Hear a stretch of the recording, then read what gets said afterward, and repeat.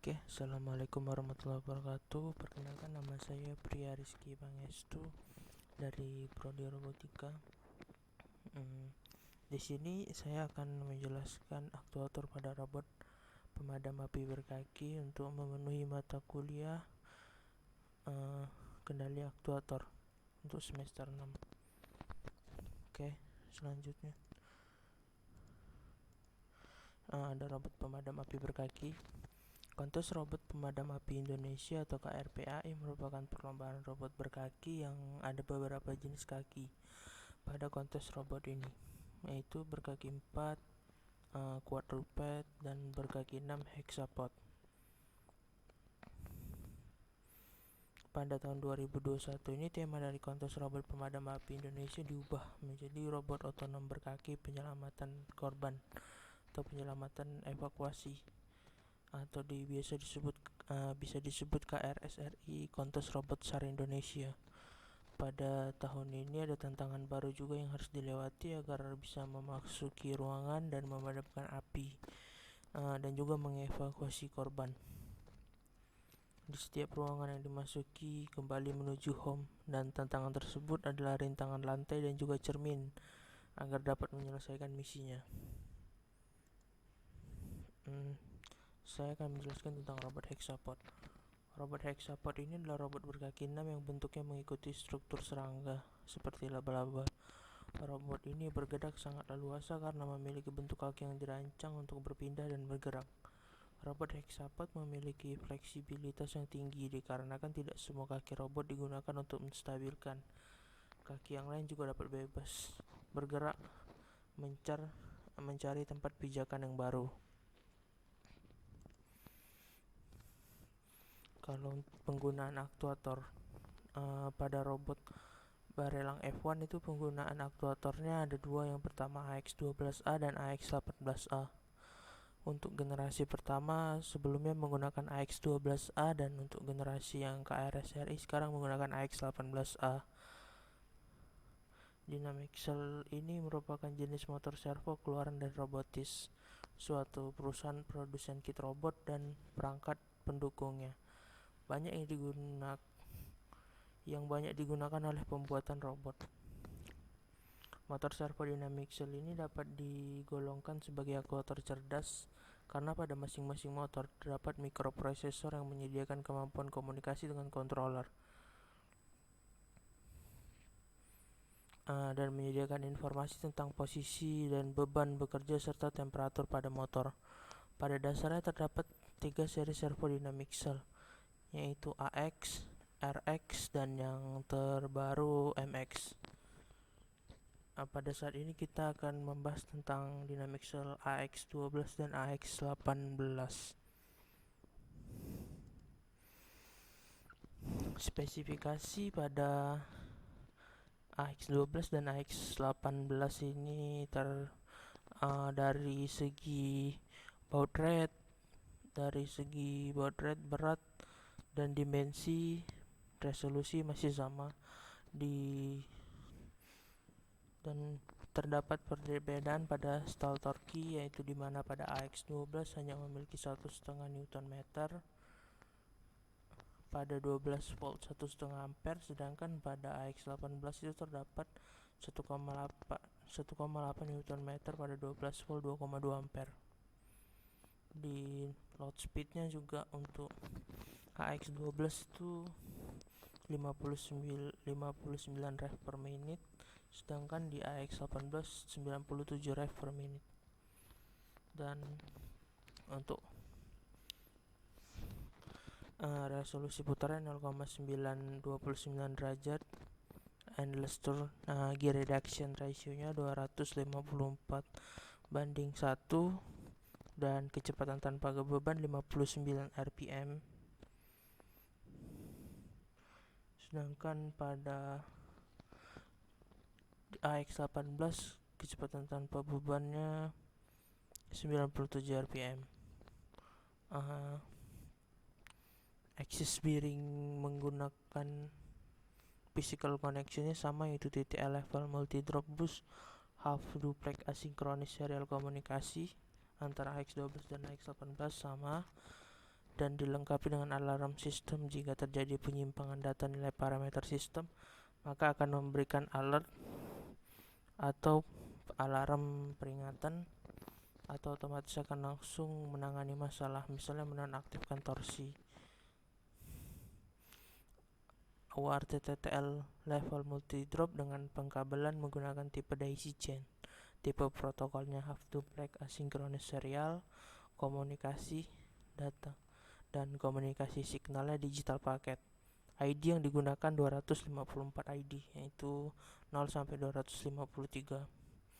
Material yang digunakan untuk AX12 masih gear materialnya masih full plastik, sedangkan case materialnya plastik juga. Sedangkan di AX18 itu gear materialnya plastik, tapi ada salah satu gear yang udah menggunakan metal. Untuk case materialnya sama-sama plastik. Dan disinilah alasan kami mengubah dari AX12A menjadi AX18A, karena perbedaan dari torsi, kecepatan tanpa beban, dan gear material yang digunakan.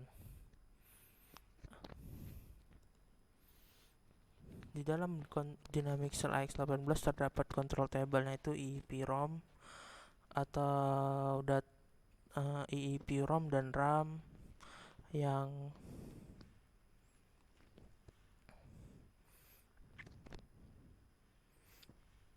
tabel kontrol terdiri dari data mengenal status operasi saat ini dan yang ada di dalam Dynamixel. Pengguna dapat mengontrol Dynamixel dengan mengubah data tabel kontrol, yaitu EEPROM, yaitu data dalam roam area direset. Data di dalam RAM itu direset apabila servo dimatikan, dan sedangkan di dalam EEPROM itu data tetap disimpan. Address ini digunakan untuk mewakili lokasi data untuk pembacaan atau menulis data ke tabel kontrol. Sedangkan akses ini memiliki jenis data, yaitu read only yang digunakan untuk sensor, sedangkan data read and write digunakan untuk kontrol. Highest atau lowest byte ini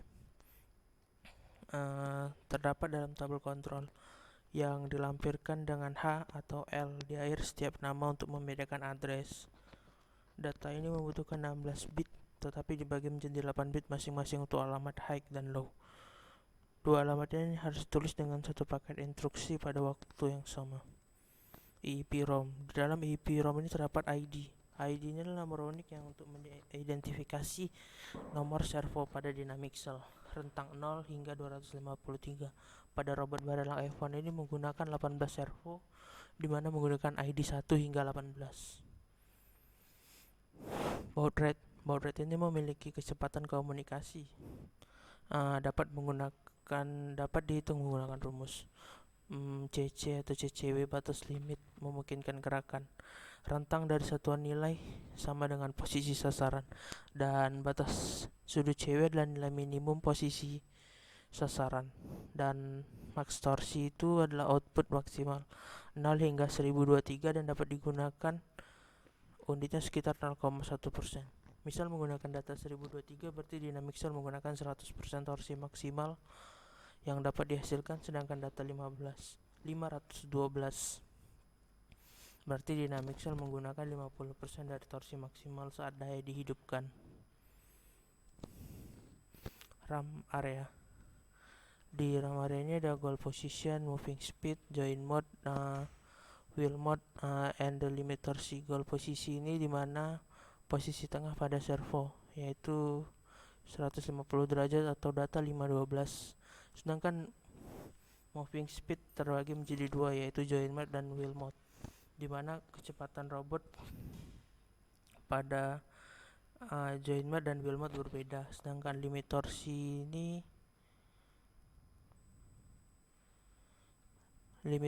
juga terdapat 1,8 Newton meter. Berikut struktur kaki robot. Struktur kaki robot ini terdiri dari 3 bagian, yaitu coxa, femur, dan tibia. Coxa ini mempunyai fungsi untuk menahan berat tubuh pada posisi statis, misalnya berdiri, dan dinamis, misal berjalan. Femur atau tulang ini digunakan untuk mempunyai fungsi penyambung antara koksa dan tibia. Tibia itu tulang kering untuk mempunyai fungsi membentuk aksel bersama dengan femur sehingga memungkinkan robot berjalan. Robot hexapod berkaki barang Evan ini dirancang menggunakan 18 servo dynamic cell sebagai penggerak badan robot, di mana robot ini digerakkan oleh 6 buah kaki dan setiap kaki terdiri dari 3 buah servo. Tiap-tiap kaki disambung dengan menggunakan bracket yang terbuat dari filamen dan plat aluminium dengan ketebalan 2 mm. Controller yang digunakan adalah OpenCM 904. Pada OpenCM 904 terdapat 3 jenis, yaitu tipe A, tipe B, dan tipe C. Di antara ketiga tipe ini yang paling lengkap adalah tipe C serta fisik konektor. Secara fisik konektor, jadi bisa dikatakan beda dari tipe ini hanya terletak pada jumlah konektornya saja. Di dalam OpenCM ini terdapat yang pertama itu adalah power switch, soket baterai yang digunakan untuk menghubungkan ke baterai. Yang ketiga itu dynamic cell TTL bus atau port tempat untuk menghubungkan ke servo. Yang keempat itu port communication cable yang digunakan untuk komunikasi. Dan ada juga user button, tombol yang dapat digunakan sebagai user pin jika terjadi recovery mode. Dan XADC ref analog yang mengubah referensi. Micro:bit yang ketujuh, Micro:bit USB digunakan untuk mengunduh program ke OpenCM. Yang kedelapan itu adalah LED status. Yang ke-9 reset button, dan ke-10 JTAG atau SWD 4 pin yang digunakan untuk implementasi program lain. Ada GPU header yang menggunakan perangkat ke luar OpenCM. OpenCM 904 ini dapat diprogram menggunakan OpenCM IDE. Program ini bersifat open source, dilengkapi dengan berbagai macam library dan dapat dimodifikasi.